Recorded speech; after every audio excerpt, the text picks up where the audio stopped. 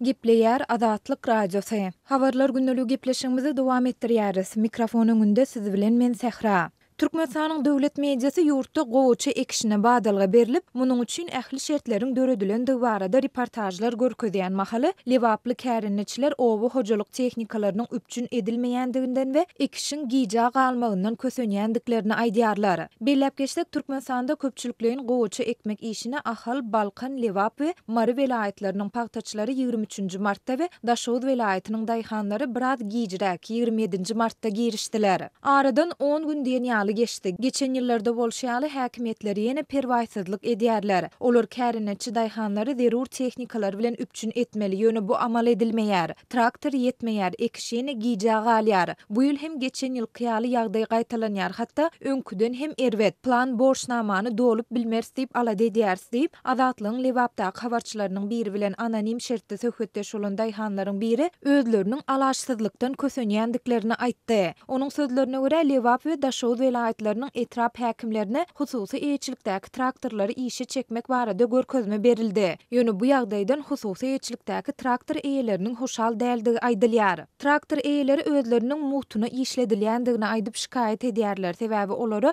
diňe ýangyç berilýär, sarp eden wagty we çeken zähmet üçin hiç ýyly töleg tölenmeýär. Ýöne şol bir wagtda olar ýerleri ekişe taýýarlamaga mejbur edilýär diýip habarçy yerli ýaşaýjylaryň ençemesine salgylanyp 4 aprelde gurrun berdi. Şol bir wagtyň özünde şu günler ýurduň resmi mediasy ekiş üçin ähli şertleriň döredelendigini habar berip, bu mewsimiň başlanmagy münasibetli gurulan dawaralaryň çäklerinde owa hojalyk tehnikalarynyň hatarlanyp duran sergisini ýyl-ýyldan görkezýär. Döwlet medeniýetining 24 martda çap eden habaryna görä, şu mewsimde dürli görnüşli traktorlaryň 7500-e goloýy, ekiji agregatlaryň 2000-e goloýy, kultivatorlaryň, baranalaryň we ekişi bökdünçsiz üpjün etmek üçin derur owa hojalyk gurarlarynyň 4500-den gowragy peýdalanylar. Şeýle-de prezident Gurbanuly Berdimuhammedowyň tawşyrygy boýunça yerli häkimet edaralary tarapyndan işi gijä gündizleýin esasda alyp barmak üçin tehnikalara hyzmat gullugy, mehanizatorlaryň, ekişe gatnaşan beýlik hünärmenleriň netijeli işi we